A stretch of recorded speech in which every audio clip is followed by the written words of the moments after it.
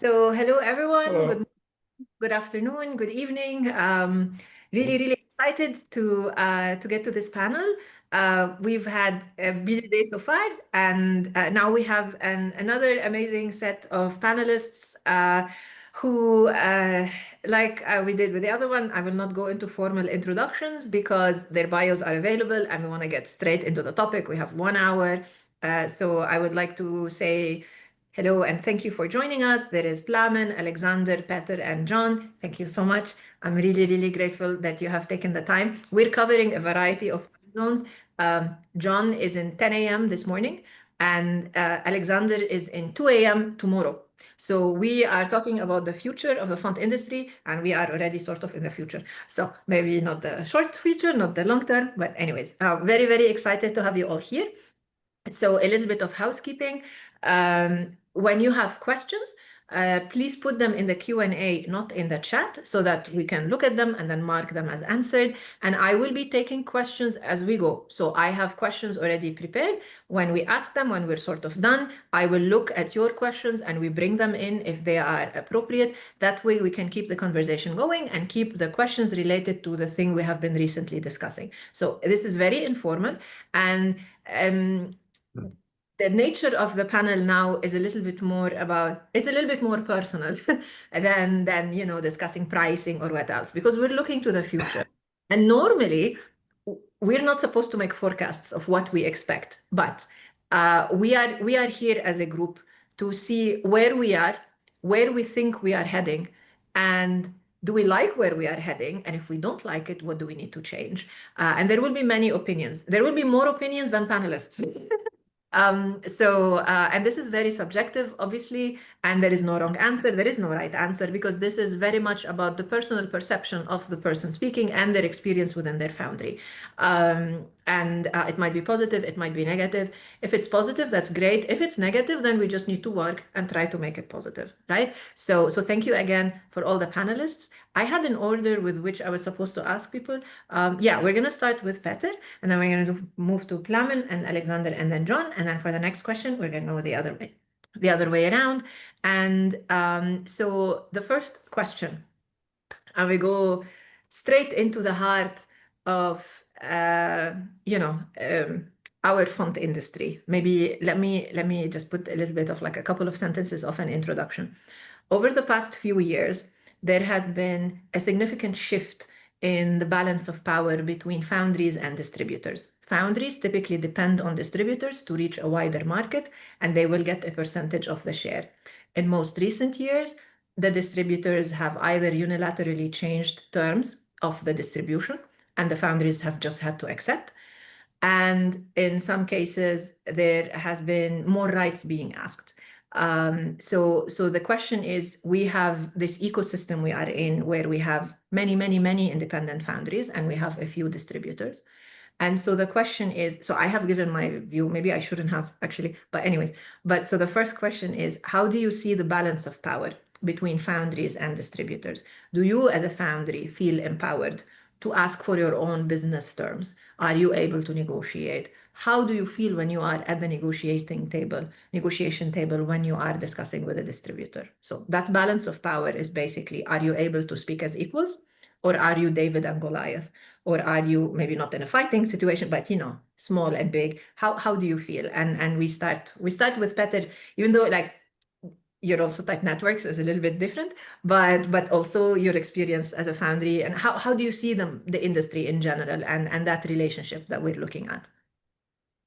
Well, let me first say, I think it's three of them, because on the left side of foundries, there's also designers, which may be foundries, but also maybe employed by foundries. Yeah.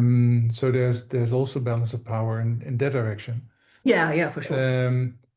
I think it's not doing really well right now. And we can learn from when I teach students, there's a lot of analogies that I try for other areas that have exactly the same problem.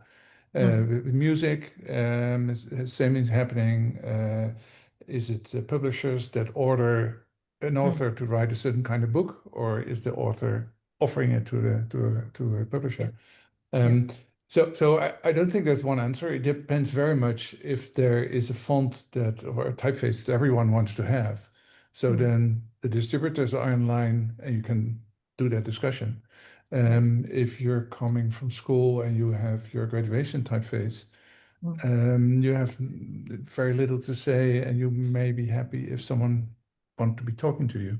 So it depends very much in who is in charge. But I think learning, for instance, how it works with architecture, where in the past architects were in power because they could decide, and nowadays it's project developers, and they ask an architect to do the styling, and designers let that happen, and maybe they had a choice, or maybe they had not a choice.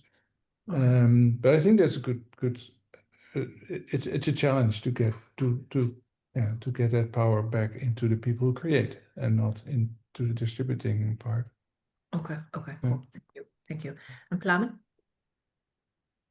First, I want to thank you for the invite, Nadine. I believe that such events are helping our industry to move forward, and I'm glad to be part of this conversation. When we talk about balance, we might see that and agree that the situation is a bit unbalanced, but this is not something that's uncommon, and it's only for our industry. It's everywhere where we have big players that are controlling most of the distribution, and I think that's normal business-wise. We know that the market is driven by a few companies, and a handful of global platforms are controlling the discovery of new fonts and fonts in general. And big part of the retail revenue is going through those companies. But we also know why we partner with those companies, because we need their scale, their leverage, and we need to reach more people and bigger audiences. So because we need this leverage, we also have to know that it's really important to stay relatively independent, to have our own sales channels, to have our own brands, to work on the brand's visibility and our distinctiveness and positioning. In that way, we can be really a partner on the table and not only an inventory on the shelf of these companies. And I strongly believe that this is possible only for the company who stand their ground, but also for smaller ones who want to kind of contribute to the industry. And I believe that we are making a difference if we're looking into one direction and we work more towards meeting those conditions. Okay, cool. So as a part of our company, and what we do believe is that we are independent and we have a voice and we are heard in these partnerships.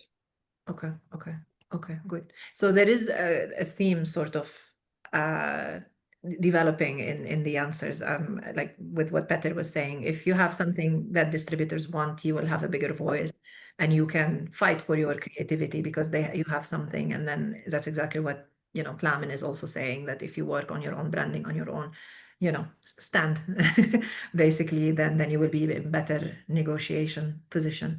Cool. Okay, Alexander, how do you see things? So hi everybody. Thank you for this meeting. First of all, sorry for my English. If something you do not understand, just ask me to say another word. So I agree with colleagues. I also want to add that my view that, of course, distributors now take a lot of things changed the last 5-6 years, I think, and now distributors on the first place. And this market, font market, has one monopolist. And first of all, it is good to understand that this distributor, not only distributor, he's owner of a lot of fonts, and he creates fonts. That is why it is not only distributor, it is also font foundry. And of course, just 6, 7, 5 years ago, it was possible to make font and share on some distributor platforms, and the UAP and people see your font, customers see your fonts and start to buy. Without this, unfortunately, FONTFABRIC can't live further. But now it is quite impossible to use distributor platform to show your product to a lot of people. And I see, and my vision is that distributors, they win in this commercial battle. And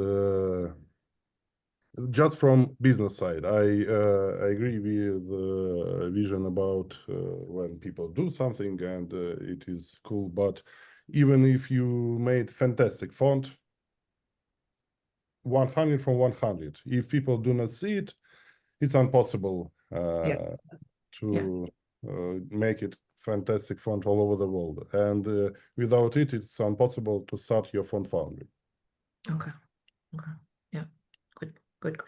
Thank you. Thanks. And John?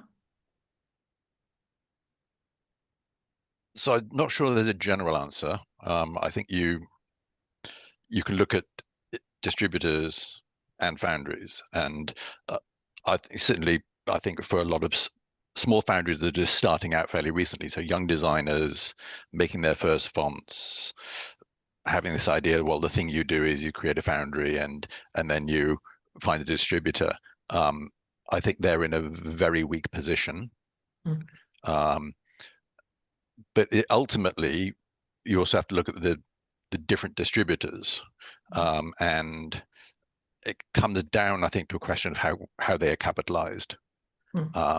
So broadly speaking, I would say that Monotype is overcapitalized, and that puts them in a position that is difficult for everyone, including them, in that amount of money distorts this industry and creates the kinds of power imbalances we're talking about.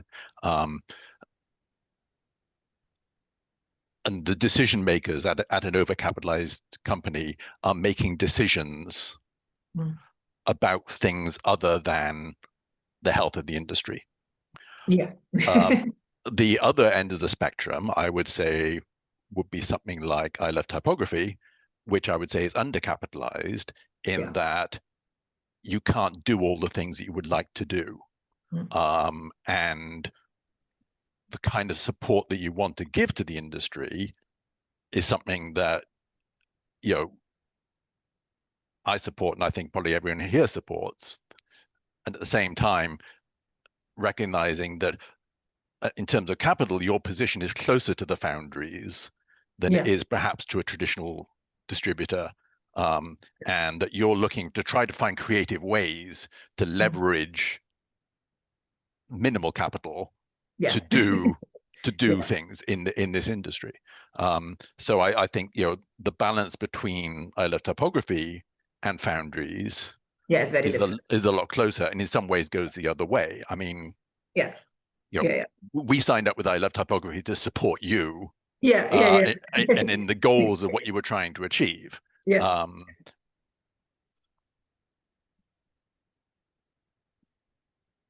Our business, TYRO TYPEWORKS, has never been dependent on retail sales. So we're in a position that puts us in a very different position than someone who's relying on retail sales, particularly who's coming into the industry as a young designer at this point. Absolutely. And honestly, we're going to have the panel with younger designers.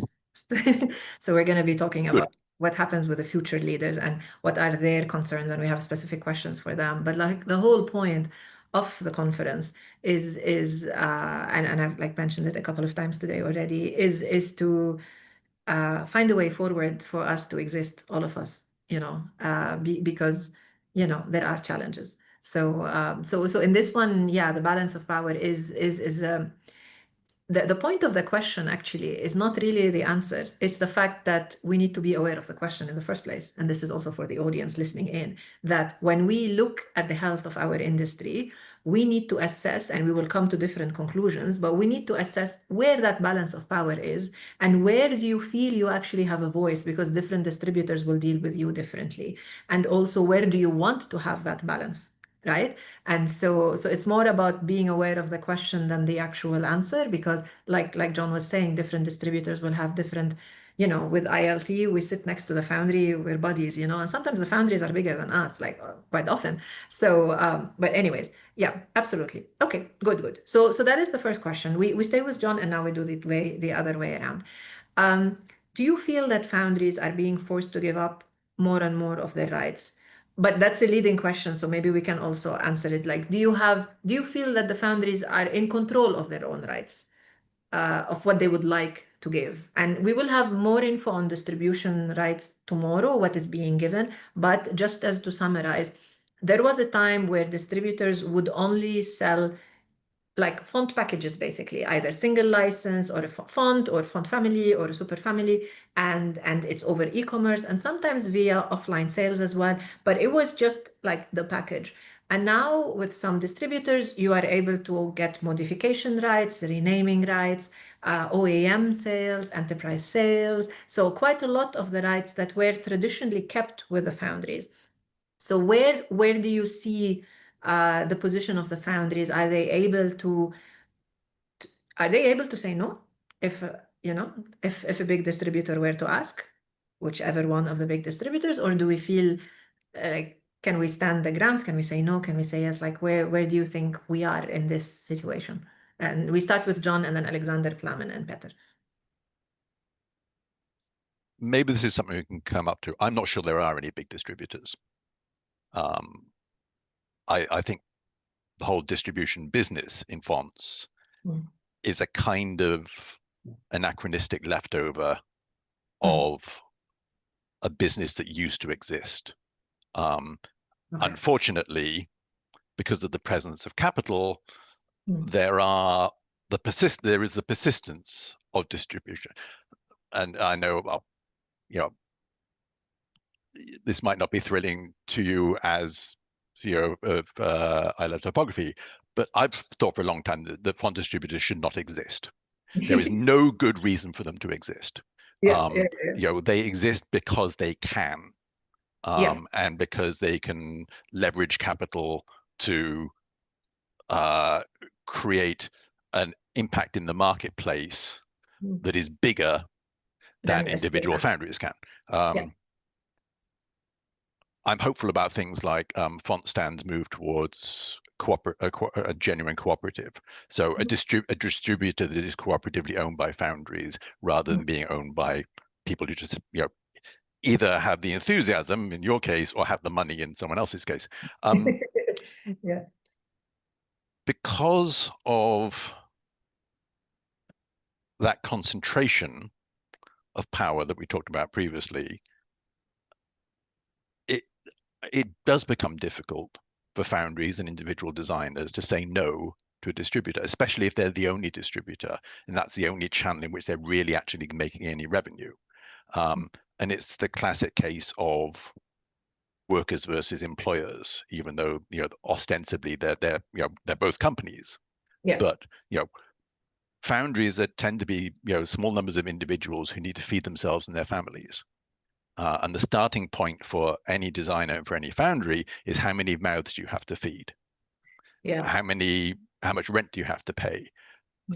These are not questions that the CEOs of large distributor corporations have to ask, right?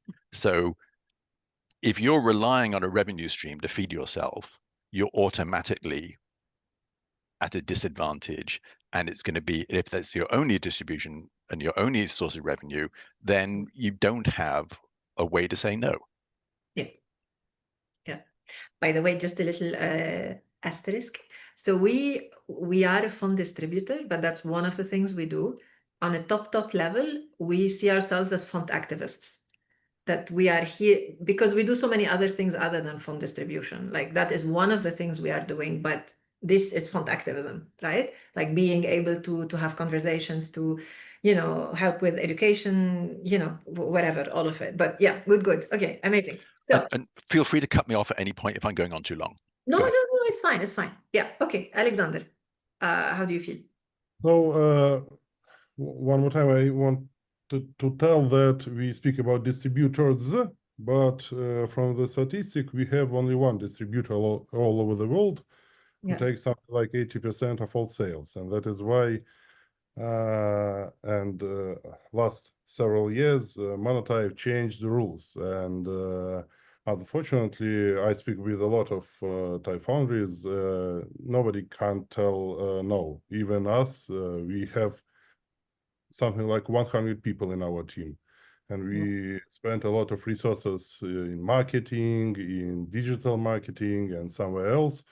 And we still can't tell no, and because it is also one of the resources where you can get customers. But short answer to this question, yes. But it is capitalism, and when somebody has a lot of resources and can all they look for money, and it's not bad. It is market, and if they see a situation when they can tell more percent we will take or something like this, but a lot of distributors, FONTFABRIC, when was bought, they also changed percentage. Yeah. There are a It went lot down of to 50. Yeah. yes, and we speak about rights, but when distributors takes more and more percent of the sale, it is also they sell some part of rights, and only your own work as a font foundry. Only Plamen told if to create your own name and work with your clients, only this can save you. But if you have, as John told, only one place where you work, but through the between distributors, only one place you have. Even if you have 6 places where you sell fonts on distribution sites, only one is most important. So yes, answer is. I also want to add something. We do have actually like 2 very big distributors, but one of them is a little bit different. Is Adobe, because Adobe is a large source of income to many foundries as well, and they distribute and they have a massive following. So it's just they don't function the same way because it's calculated differently, but also there is a very similar kind of like Adobe is even bigger than Monotype. So what can you do there? So yes, but one point is that for Monotype it is main business and most important. And Adobe not. For Adobe, it is a very big plus for their own business, which helps to work with the instrument better and better. And that is why their way to distribute font is much more friendly, and it is very difficult to appear there. And if we speak about new font foundries or not very weak font foundries, unfortunately, they have very little chance to appear in Adobe font. Yeah. And this is also part of the balance of power as well. So, but they take only what they want. The users are looking for, And sometimes they want to take font not only not because of beautiful font, good font. If in Google clients search for some font 1 million times a month, then they want it. Only because of this. So popularity as well. Good. And Plamen, what do you think? Well, I agree to a big extent with what Alexander just said. We can speak about, you're right, 2 global distributors, especially in the western part of the world, not talking about Asia. But I would say that I'm not surprised that a certain company, as it becomes bigger and bigger, could be more aggressive and can require more in exchange of what the company offers, actually. So in exchange of, and actually this is a disclaimer, but the companies always have the choice to say no first. And still to distribute their fonts via my fonts. For example, you don't have to agree to like a certain contract in order to publish your typefaces. That's important. Like you can stay on an old contract. There are tires and contracts that they're providing. So you always have a choice. You also have a choice to persuade your own business development, as some of the companies that will be also tomorrow part of the panels and are part of the panels today as well.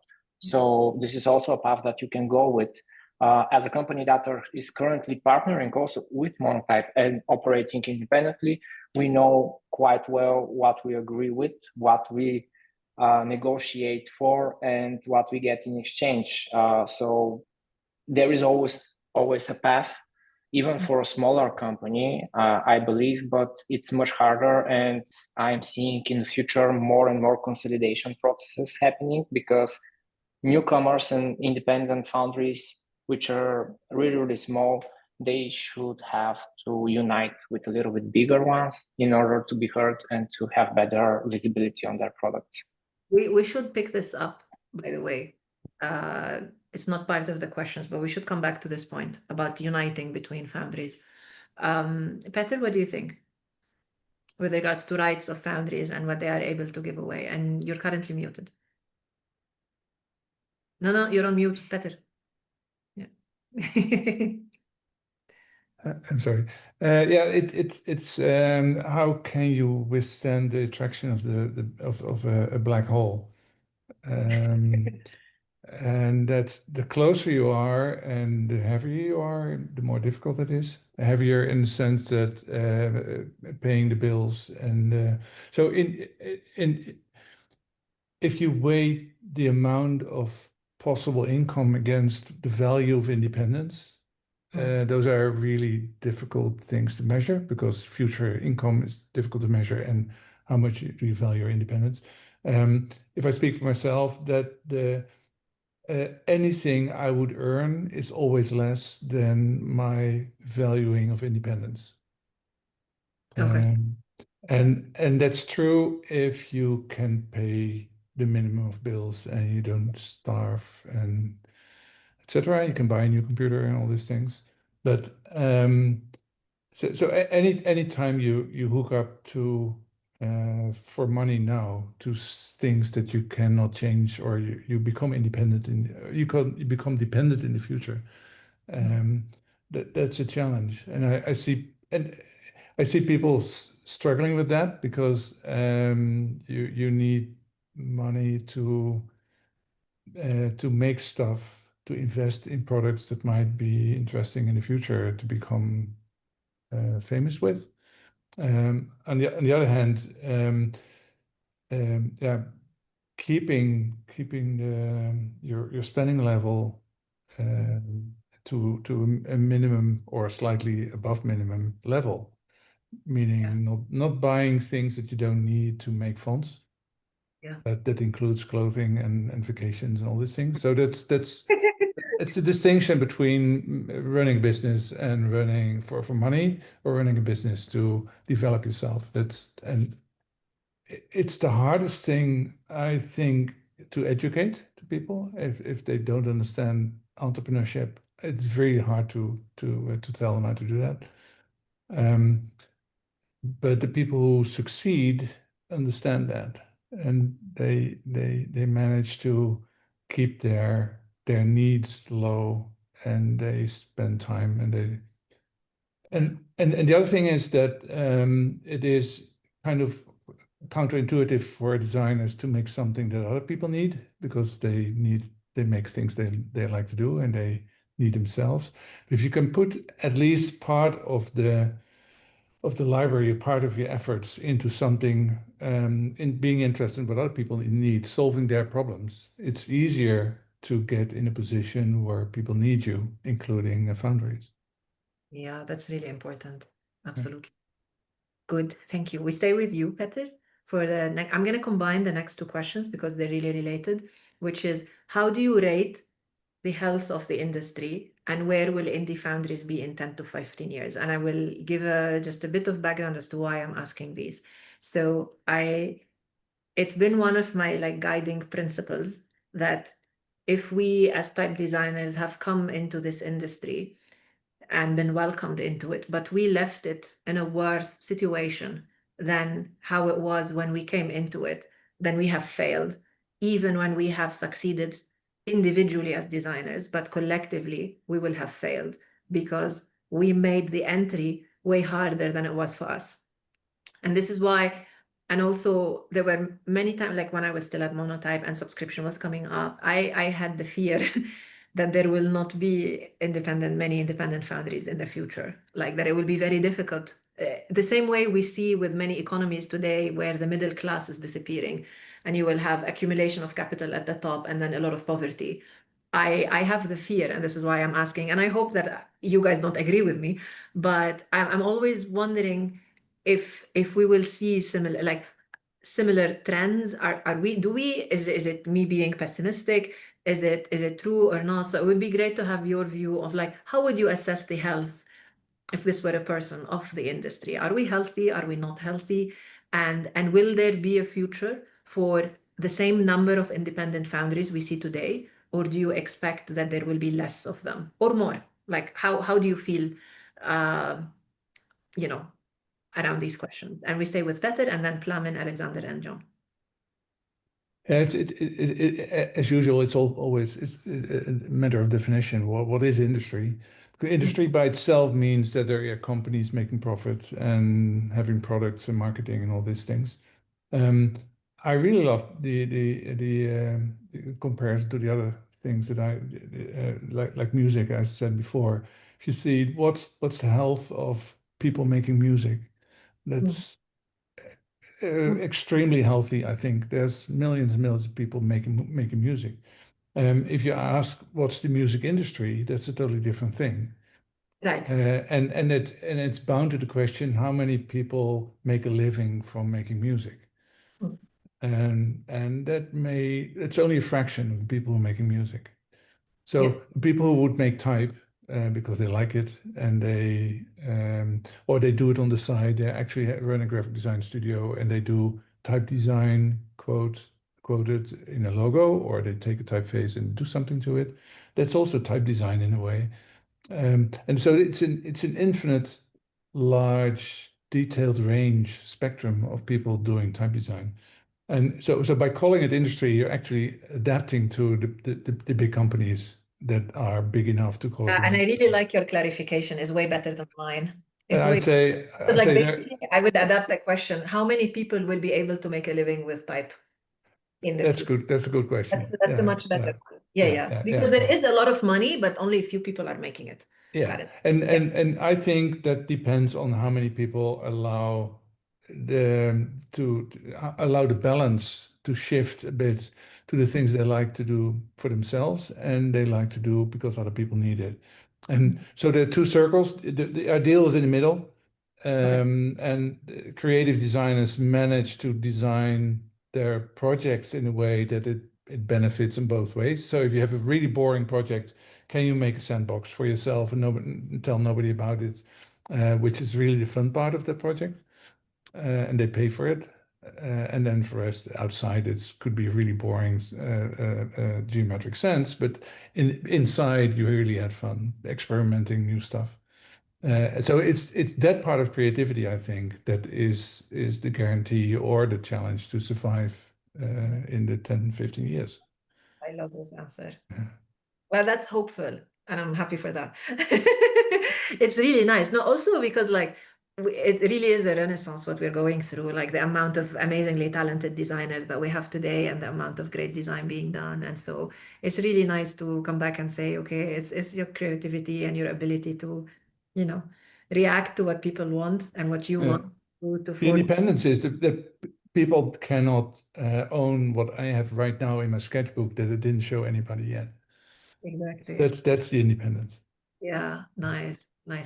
Cool. Thank you. And Plamen, what do you think? The health of the font industry first, I guess, then we'll talk about the future, although it's a bit unclear, but I do have some assumptions what could happen. The industry looks a bit oversaturated. I would say a bit, it's actually a lot. With having this unbalance between distributors and foundries, and especially individual designers and freelancers in the industry, I think it's really oversaturated, and I'm assuming that we'll have some consolidation happening, but not towards the distributors necessary. It could be like individuals work. It's happening all the time. It's happening now. We are working with freelance designers. They are kind of part of our company as well. and they don't distribute their fonts themselves. They choose publishers to go with, other foundries, etc. So this is actually happening, and I think it's quite logical and might continue as well, because this is a way for a newcomer to actually be able to earn their living. Yeah. Because it's really hard if you want to fight your own, build a brand, market, sales, like this is quite a lot of stuff happening. So, and talking about distributors, there's also a positive part. The industry is actually growing. Small incremental percentages. I would like to see it with much bigger pace. Like I would like to see 8 to 10%. I think now it's sitting around 3 to 4 max, something like that. But it's a small industry overall. We all have to know that this is a small industry compared to a lot of others. Very good. Yeah. Yeah, it's not that small, like you said in your previous talk. There is some money on the table, but it is small compared to the vast size of other industries. So a positive for following the big players, in a way, if I can say, is if they raise their prices, let's raise our prices. This is opportunity for everyone, and I would say that if you don't do that, you are missing an opportunity. We all have to see if my font is selling more expensive than you, you should consider your prices. You should kind of follow, because they're giving us air to follow and to kind of take action, because it's really difficult for a small foundry or individual to decide, I will raise my prices twice from today. But if already a big company did that and others followed, let's reconsider and kind of try to build together this future. Also about the business models, I am looking forward to more and more companies switching to annuals and subscriptions as well. We currently offer both flexible licensing, but I think this is like a transition, and I believe that the future is definitely not in perpetual licensing. So this is also opportunity, and whoever can, I think he can explore that. Also, the service side of business currently is also expanding. The custom fonts requests are increasing. So this is also opportunity for smaller companies just to position themselves in this space. And enterprise licensing also are growing as well. And I think a lot to do this has with Motev and the way they're pricing stuff, etc. This gives room to all of the other companies. So I think these are all opportunities. The real risks are if we stay static, if we underprice ourselves, our products, if we are not changing the business models, and if we are not adapting to the new technology. Talking about artificial intelligence, all that follows. Yeah, and when we talk about the custom work, I really believe, and we had this conversation before, custom code should be value-based.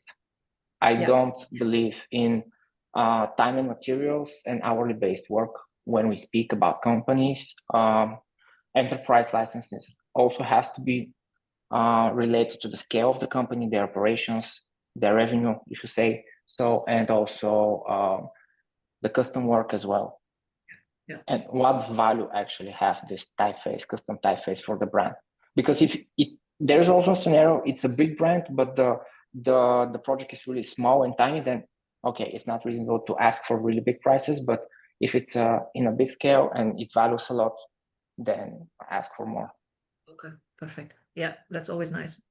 And if we have to speak about the future 10 to 15 years, it's really, really crazy to speak about currently, because I don't think we'll consume content in the same way in 10 to 15 years.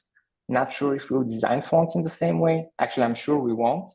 And I just hope people will still read, and we will see how this is going to unravel. I've heard Jonathan Ive made a new company with partnering with OpenAI. Maybe he will build a new device that will change our lives again.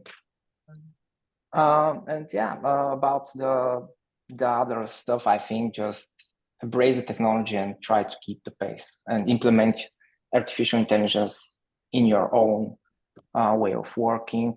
I think it will allow us to produce more variety of products.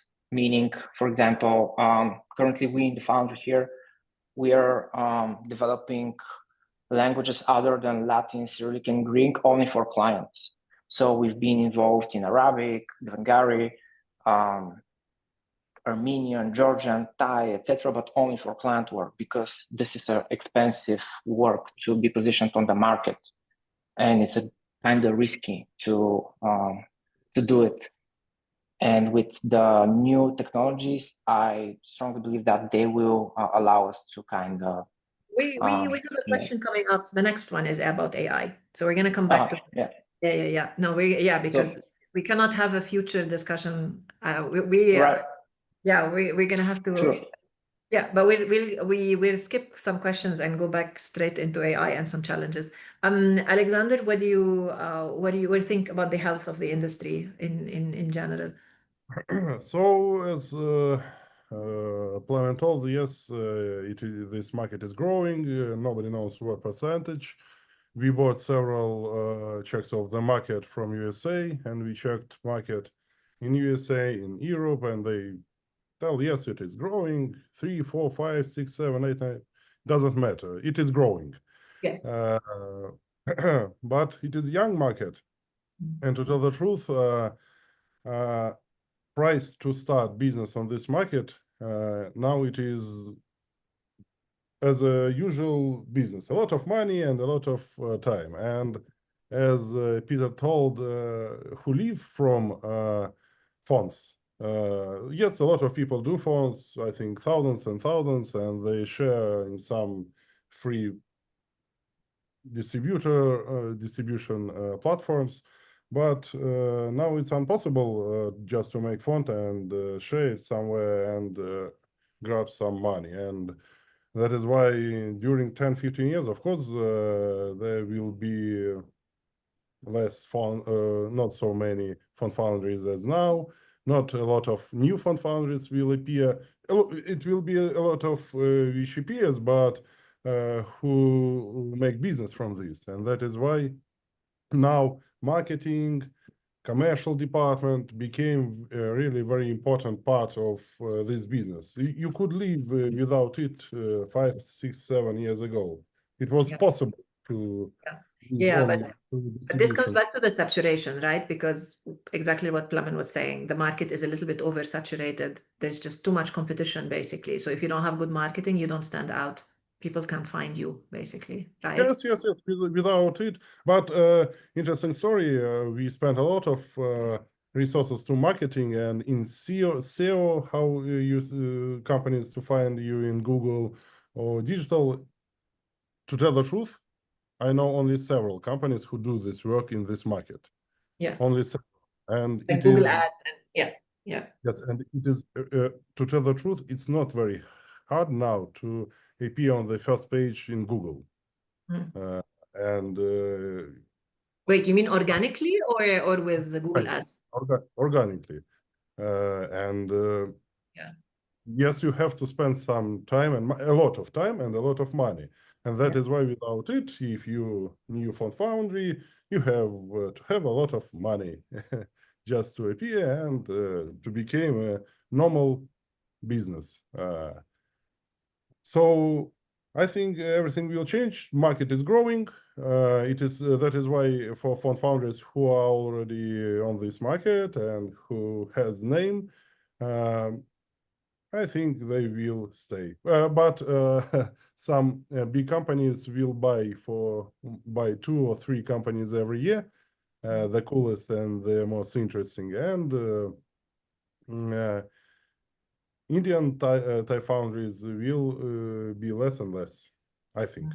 And it's normal. It's normal. It will be 50 FONTFABRICs. Cool. Why not? Okay. Good. So John?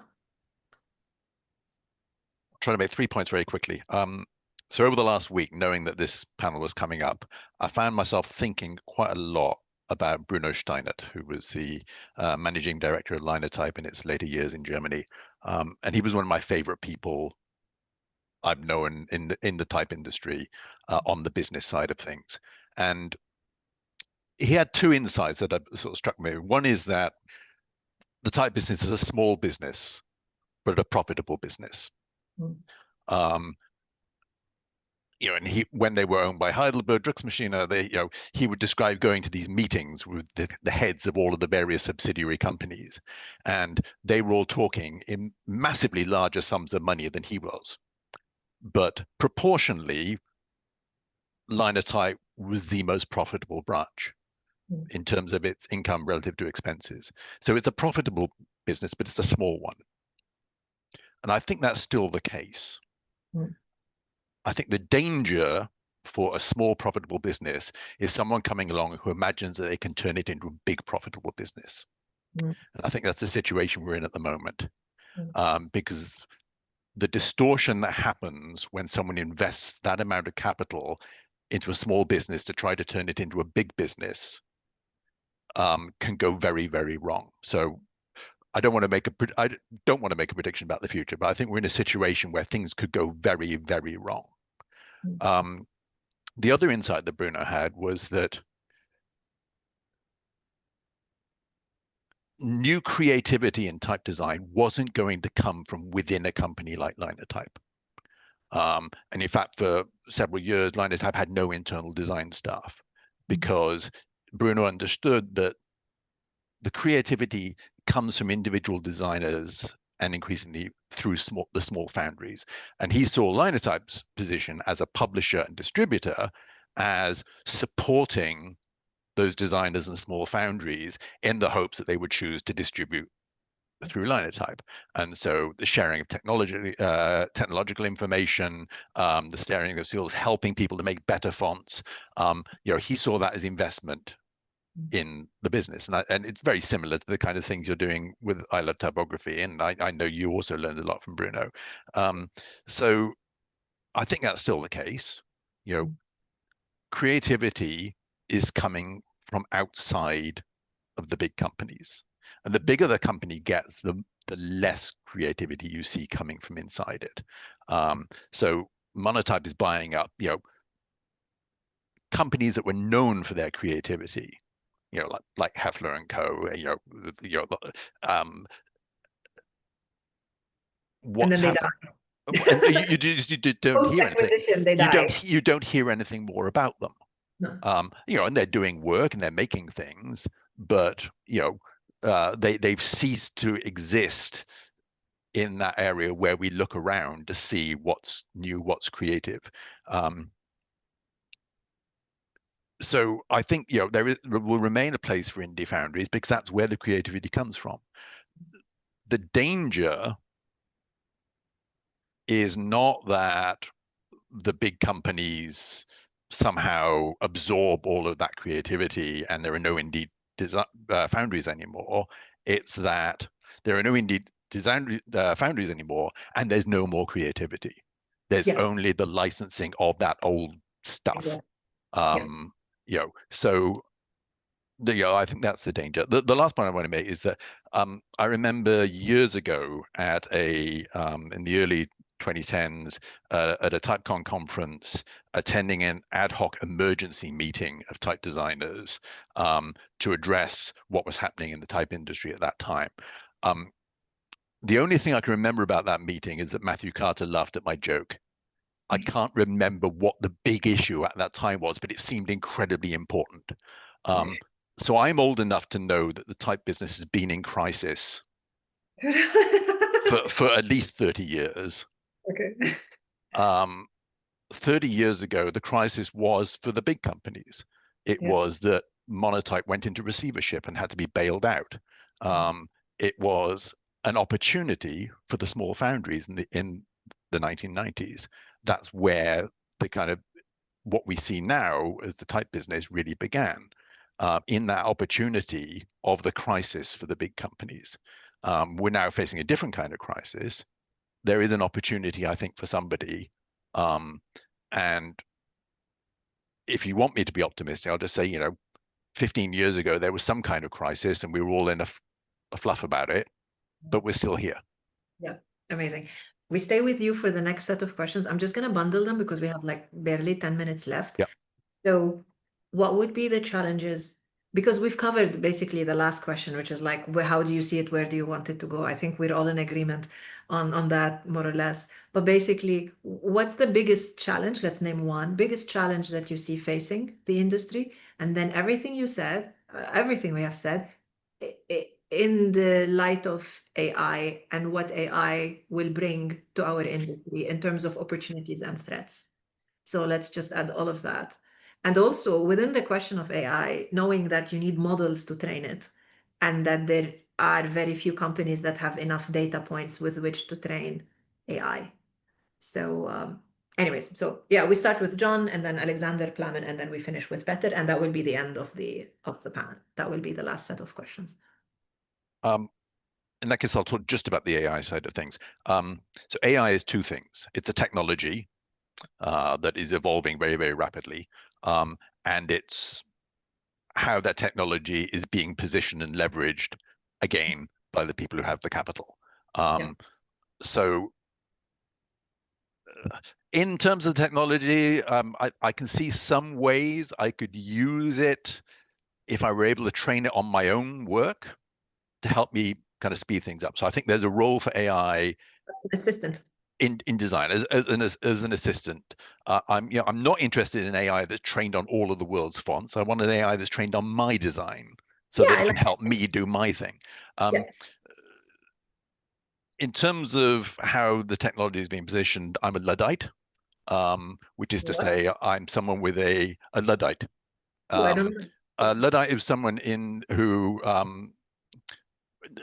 it's someone who smashed machinery in the 18th century at the beginning of the Industrial Revolution. All right. Okay. So, which is to say that a Luddite is someone with a sophisticated socioeconomic understanding of how technology is going to be used by some asshole to destroy your way of life. I love that. Okay, nice. Okay, good. Yeah.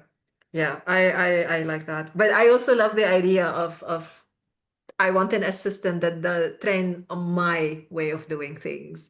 I think that would be, but we need to collect, maybe we need another session. How do we make that happen? Like maybe that could be next year. Maybe we all need to speak with one another. How can we get an AI assistant for type design? And maybe we do a technology track where we have the tech people involved and we talk about how do you get your own personal AI assistant in type design. I don't want to train on everyone. I want my personal trainer, assistant. So that could be a nice follow-up, I think.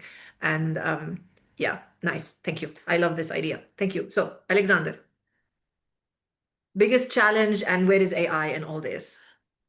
So I also will start from AI. Funny story, we last 4 years, we spent some money and resources to do something in AI with helping us in production. And to tell the truth, results are not very good still, but there are. And we look for the AI not as an instrument who will create new font, new idea, new vision. We learn it how to help us in kerning, for example, or to making outline version of the font or something like this. And for example, for kerning, now we this AI helper saves something like 30% of our time, which we spent before this. So we we have 2 laboratories with universities, and that is why we can do it. Universities are glad to try something, and that is why they are ready to give some resources, intelligent people, because in other way we don't have enough money for this. But we still do not have good results, and for us it is not a problem. If for somebody it is interesting, we can prepare a special lecture with you, for example, if you want. Yeah, absolutely. I think this is the first takeaway we do from today. We do a follow-up, we make it free, and it's a whole technology track, and anyone who is able to contribute, And honestly, but that, I will sum up on that. But yeah, thank you, Alexander. Yeah. AI comes to us from another side, and Yeah. it works quite better in easy way in commercial department. We have something like 4,000-5,000 downloads of trial versions of our phones, and Yeah. of course we don't have resources to communicate with them. But Yeah. now we have AI model who speaks. For now, I just checked. We have something like 2,000 conversations which are in online. Wow. And we learned this machine Okay. for foundry for us, something like for 5 months. And now there are a lot of problems, a lot of bad things, strange things this machine do, but it helps us to communicate with all leads which come to us through our site, for example. And this is instrument which I think FONTFABRIC little or something like this, or middle, they must use, and it is possible. It is not so hard. Even you can buy a ready model which is not very good, but if you are only 2, 3, 4, 5 people, maybe it's better than nothing. That is why we will use it more and more. And I think it's AI from this side. It is also important to understand, not only AI to grow. Yeah, exactly. But for other business reasons as well. Absolutely. I mean, it can come in and assist in a variety of places, but definitely. Okay, good. Thank you. And for Plamen, AI, but also challenges. I know you've mentioned already the challenges, but like, where do you see AI in all this? Because I know I cut you off when you were discussing AI. I will be quick because I know that we don't have much time. Of course, I think AI, as others said, will help in the production. I won't go into that ideas, but I think the threat of what is coming is we have to be really careful how the AI models are trained. And when signing contracts and monitoring what is happening in the industry, we have to really take care of our own IP and be really mindful what is happening. Additional threat and a risk is not adapting with the tech, because I think there will be something new coming up quite soon, 2 to 3 years. It would completely change everything, and we have to be prepared if we want to stay relevant. Also, if we not change our business models, I'll give a quick example. Currently, large-scale companies, big giants, are laying off people. Do we really want to measure the scale of our enterprise licenses towards users if they're laying off people to make more money? Everyone has to understand that we have to think about enterprise licensing and licensing in general with the idea of a value, what company makes, what value has the typeface for this company, and going through revenue and scale in general as measurements. That's a really good question, and can you send it to me, and I will send it to the panel, the previous panel, because I should have asked that. I missed to ask that. With automation, with AI, humans being replaced, company size based, we will need to rethink at some point once all the humans have been laid off. So this is. I think it will happen naturally. Yeah. We will need to think about it, but good. Okay, so Petr, we sum up with you. How do you feel about AI, and how do you feel about the biggest challenges that the type design, the font industry, through all its sizes are facing? And you're on mute.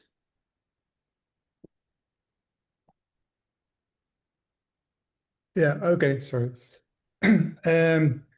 Yeah, we have experience with AI, good ways and bad ways.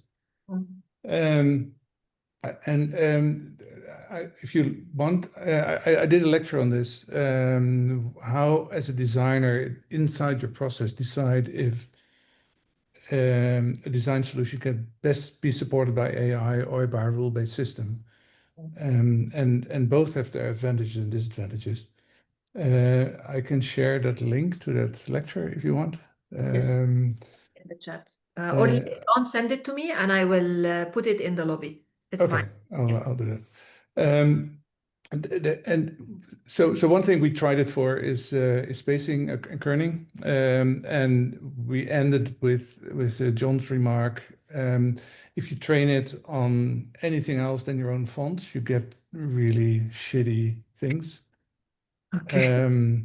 If you train it on your own fonts, you better can start working because you need a lot of data Yeah. for it. So that's the distinction. Um, if AI generates rubbish, it means that the question is too big. Yeah. So people think of AI like design the typeface that I like, something like that. That will be like design the car of the future. That will not come. AI tends to move into as average as you can imagine. And to some extent, typography is that because you need to apply to the needs that people already learned how to read. On the other hand, if that's 100% true, there's no work because everything is already there.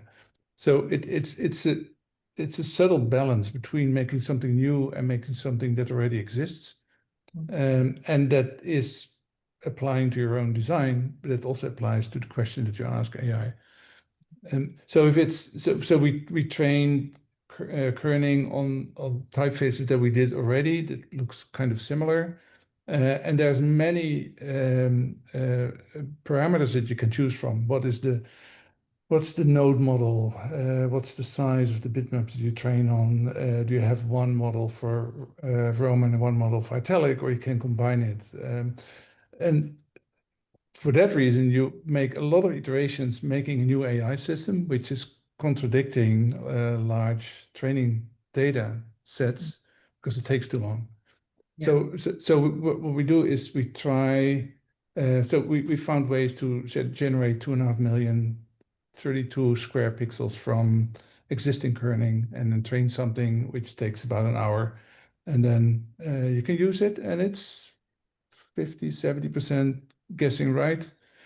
So when that shows up in my editor, hey, this is what the AI suggests, and you say, no, this is totally wrong. I choose my own.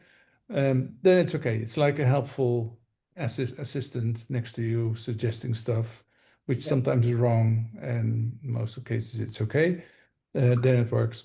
But to think of that there will be an AI challenging creativity, to come back to John's definition of what's needed and what the role of the designers is, I'm not so scared about that. My definition of design is long, like maybe decades back. Some in a lecture, I said that everything that's designed that is the thing that cannot be automated. So when it turns out to be that your job can be automated, maybe it wasn't designed after all. Nice. Yeah. And and maybe the area may be smaller than you thought, but there's always this sandbox that you can make that nobody thought of, because nobody thought of it, so there was no training material for the AI to be trained on going in that direction. So it goes back to how creative can you be to escape the influence of AI. Nice. And sorry, I was reacting. My dog was barking. So she is participating in this conversation as well. These are gems. And honestly, I will try to see if we can have the transcripts and then we just publish some quotes somewhere just as a summary. But first of all, thank you all for these insights. Like, I'm getting goosebumps. This has overexceeded my expectations as to what we can get to out of this. But as action items, even though this is not a meeting and we are not in a company together, but I think it would be nice to organize another conference similar to this one. We make it free so that everyone can come in, because coming back to the first thing that John was saying about overcapitalized companies and what we want AI to do, and then the mass number of independent foundries that do not have the capital to invest in training their own AI agents, in trying to just find their way. And AI will get us to a point where if you're not on it, you're behind and you will not be able to catch up. And I think it would make sense if we just can have like a day or even 2 days. I will not be moderating the whole of it because it's exhausting, but basically just try to learn from everybody's experience. And if there is a way for, and coming back to what Plamen was saying, to consolidate on projects where foundries can work together to learn from one another, to pool resources. It's up to you. This is not ILT doing it, right? We're just going to open the platform and host the conversations. But it seems that we need a collaborative spirit to ride this wave, you know? Yeah, sorry to interrupt. What helps in the discussion is to call it machine learning and not AI, because it's not very intelligent. It's just doing things, and some of the times right, some it's not. Yeah, absolutely. Good. Okay, yeah. So I'm excited now. Someone in the chat is saying, don't wait too long for the next one. So no, we're not gonna wait too long. Maybe end of summer, but we need to see where people are and what we can do. And I will be asking you, I will come back to you by email as well and ask you for recommendations if you would like to participate, if you would like to share in any capacity, and we'll be asking the same of the others as well. So this is really cool. I'm super happy. Amazing. So thank you all for joining us in the audience, but also thank you for the panelists for taking the time on the weekend to come and sit here. It's 3 a.m. for Alexander now. John got up early to join, and then Petr and Plamen, thank you so much, all of you. This has been fantastic. I definitely want to see the transcript because there's been so many gems on this panel. I'm really thankful to you all for sharing this and for speaking so openly as well. And together we make it. If it's not the future, if we're not heading where we want to be, we can come together and decide to change directions. Right? That's the power of creativity coming together. We can compete as foundries, but we can collaborate as well. So I'm really very happy for all the thoughts that you have presented today for everyone. And thank you for all the audience. And there's a lot of comments in the chat. I don't know if I can save it. I'm going to try to save the chat. Yes, I've saved it. So I will share it with the speakers so that you guys can read. And I didn't manage to read all of it. And I missed the question. I'm so sorry. We don't have time. But we will take a break for around 20 minutes. And then we come back talking again about the future, but this time from the perspective of people who are starting up, now. and let's see about the challenges. And thank you again for the panelists. This has been absolutely fantastic. Thank you so much. Thank you. Thank you. Thank you. Goodbye. Bye-bye.